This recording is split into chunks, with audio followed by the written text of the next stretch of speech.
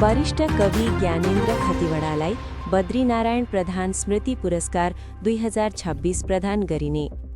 वरिष्ठ कवि ज्ञानेन्द्र खतिवडालाई प्रतिष्ठित बद्रीनारायण प्रधान स्मृति पुरस्कार 2026 प्रदान गरिने भएको छ।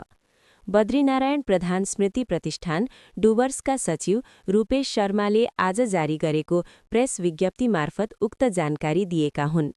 प्रतिष्ठानका अनुसार बद्रीनारायण प्रधान स्मृति पुरस्कार चयन समितिका संयोजक डाक्टर मोहन पी दाहालको अध्यक्षतामा बिहिबार बाग्राकोटमा सम्पन्न बैठकले सर्वसम्मत रूपमा कवि खतिवडालाई पुरस्कार प्रदान गर्ने निर्णय गरेको हो। आगामी 18 जनवरी 2026 का दिन बाग्राकोटमा आयोजना हुने 98औं बद्रीनारायण प्रधान जयन्ती तथा पुरस्कार अलङ्करण समारोहमा सालबारी निवासी वरिष्ठ कवि खतिवडालाई औपचारिक रूपमा सम्मान गरिनेछ। स्मरणीय छ, प्रसिद्ध साहित्यकार बद्रीनारायण प्रधानको स्मृतिमा सन् 2010 मा स्थापित बद्रीनारायण प्रधान स्मृति प्रतिष्ठानले सन् 2012 देखि प्रत्येक वर्ष नेपाली साहित्यका समर्पित साधकलाई यो प्रतिष्ठित पुरस्कार प्रदान गर्दै आएको छ। पुरस्कार अन्तर्गत सम्मानपत्र, अङ्गवस्त्र तथा नगद राशि प्रदान गरिने व्यवस्था रहेको छ।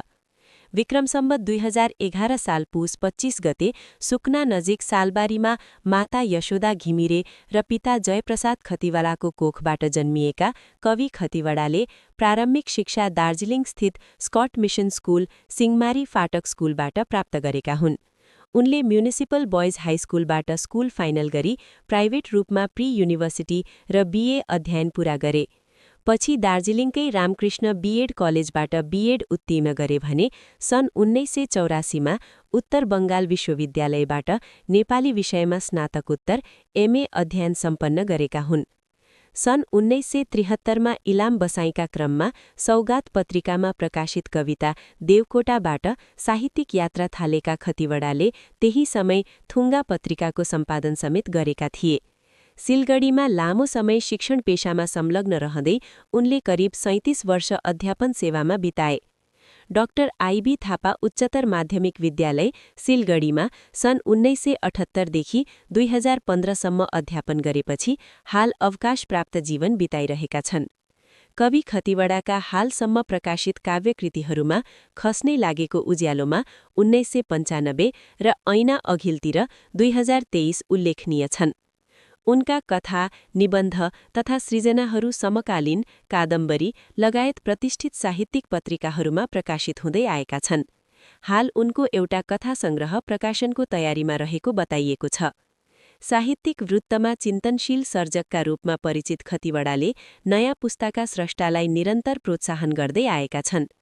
उनी सालबारी क्षेत्रको साहित्यिक संस्था शब्द समयका संस्थापक नेतृत्वकर्ता मध्ये एक हुन्, जसले सन् 2013 देखि निरन्तर साहित्यिक कार्यक्रम सञ्चालन गर्दै आएको छ।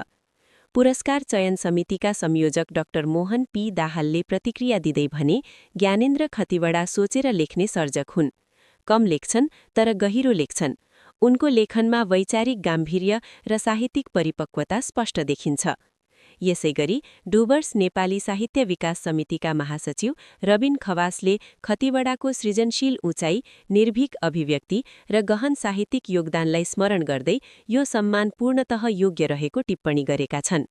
बद्रीनारायण प्रधान स्मृति प्रतिष्ठानका सचिव रूपेश शर्माका अनुसार आगामी 18 जनवरी 2026 मा पश्चिम डुवर्सको बाग्राकोटमा आयोजना हुने भव्य साहित्यिक समारोहमा कवि ज्ञानेन्द्र खतिवडालाई औपचारिक रूपमा पुरस्कार प्रदान गरिनेछ।